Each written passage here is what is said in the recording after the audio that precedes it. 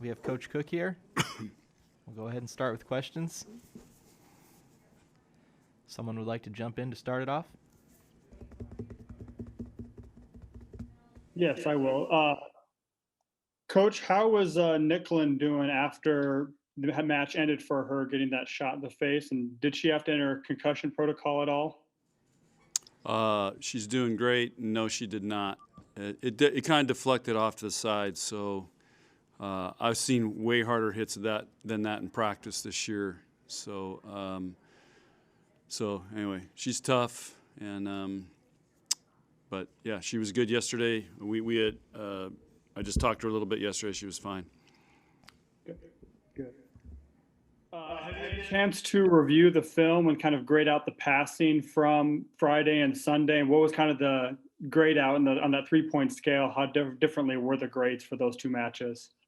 It would be like a football team rushing for 100 yards Friday night. We rushed for 300 on Sunday morning. So that would be the difference for giving you guys an example of that. But we also didn't get aced once, so that was really good. I think we got aced 6 or 7 times Friday night. So just a different mindset, and we handled their serves really well. Kevin Suits? Overall, John, what did you learn about your team over the past week now that you've had a few days to just kind of decompress from the past weekend? I think, well, if we play like we've been training, which is what we did Sunday, then we're a pretty good team. Why we've been not hitting on all cylinders is a mystery, but that's what coaches have to do, is figure those things out. And and I think maybe competition brings out the best in this group, and we'll be having a lot of competition coming up here. So, but they're excited to play. They're emotionally, I think they've handled the COVID stuff really well, and so just keep plugging away here and see what happens. Andrew Ward?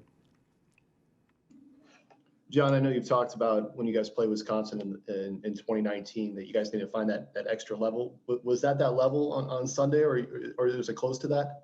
Well, we'll find out this weekend. We got to go there and play, and but a lot of the stuff we've been working on is try to take it to another level, because Wisconsin's certainly playing at a very high level right now. Their numbers are great, and they're dominating everybody they've played statistically. So it'll be a great test for us, and we'll see where we're at. But this is what we've been working on, is trying to be a better team from last year, and so.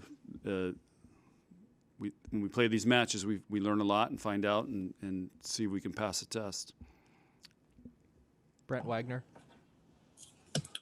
With your passing, what player was key for you for improving so much with your passing from Friday to Sunday?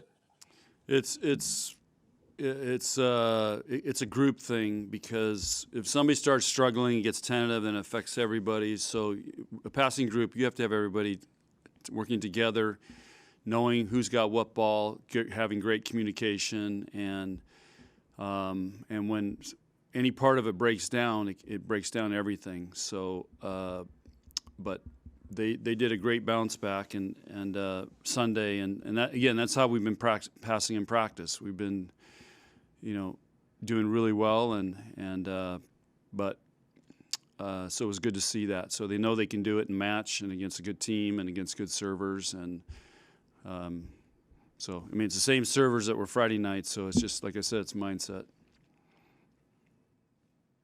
Jacob Padilla? Obviously, both sides have a lot of talented players, but you've got Lauren Stivrins playing at such an incredibly high level, going up against Dana Retke, who's accomplished so much in her career. What kind of a show is this going to be for volleyball fans, just kind of looking at the middle blocker play in particular? Yeah, well, those are two of the most elite middle blockers in the country, so that'll be a great matchup. I think they've got some great outside hitters. Wisconsin right now is hitting really high numbers, so it'll be a really big challenge defensively.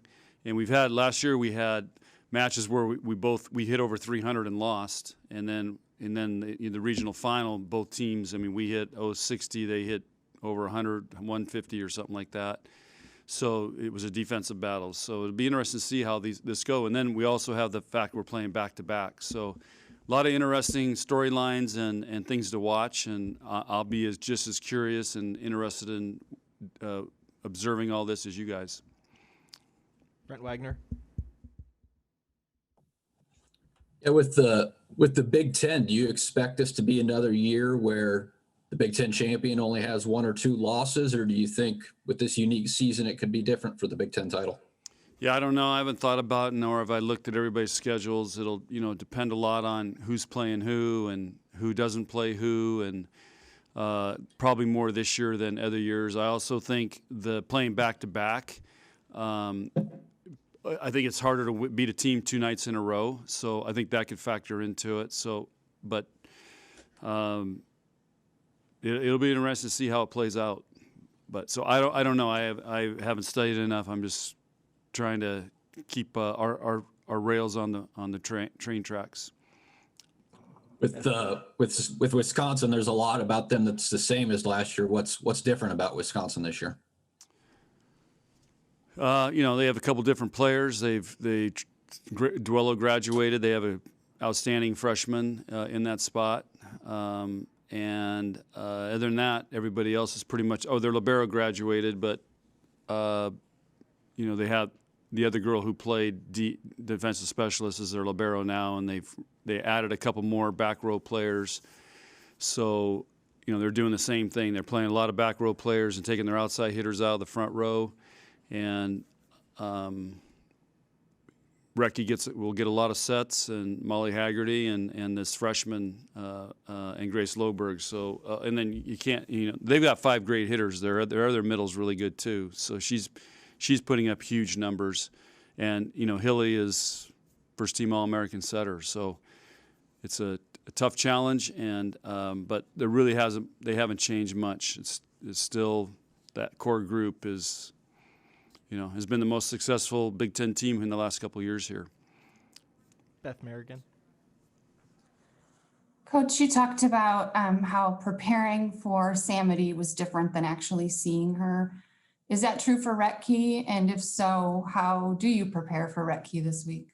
I think Recky for us we've seen her enough. Samide is just playing at another level than she has in the past. So.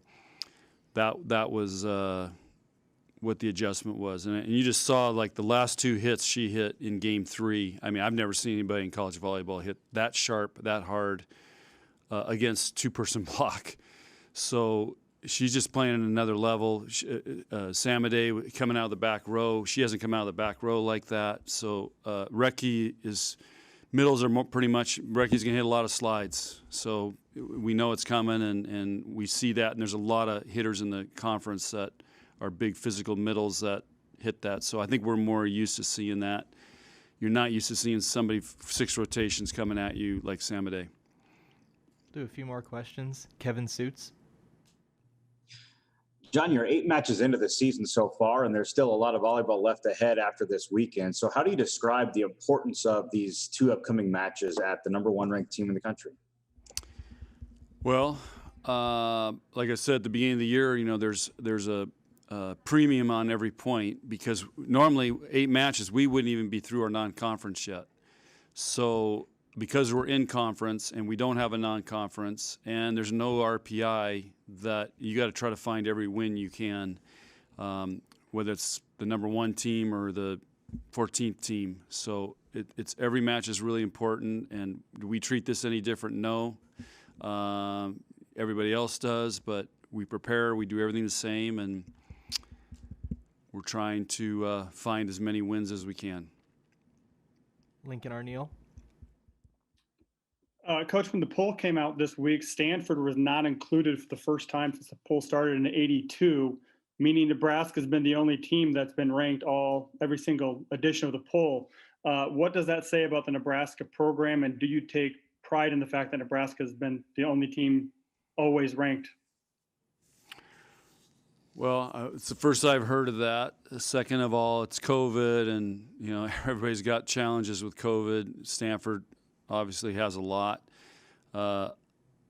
I know the talent they have. I'm not sure that's a fair assessment, so I don't put much stock into that. But, one thing that we've always prided ourselves on in Nebraska is being consistently good, and that goes to, being a year-round program and developing athletes and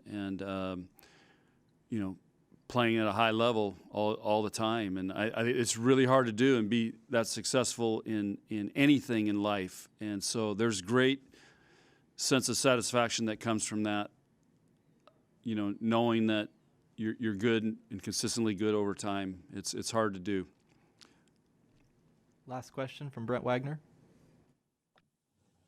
With the difference in passing from Friday to Sunday, how much do you attribute that had to your improved play on Sunday? But how big a part did that have in it? Well, I mean, we hit way better. We ran an offense. Nicklin was way more comfortable. So it's huge. That's why I tell you guys, serve and pass. Can our serving get the other team in passing trouble to create stress? And can we try to keep our setter in a rhythm and in a good spot? So that's why every coach will tell you serve and pass is key, and if you can do both of those at a high level, you have a good chance. Would Nicklin have started the fourth set on Sunday? If you went to the fourth set? Yeah. Yep. All right. Thank you, everybody. Okay, guys, thanks.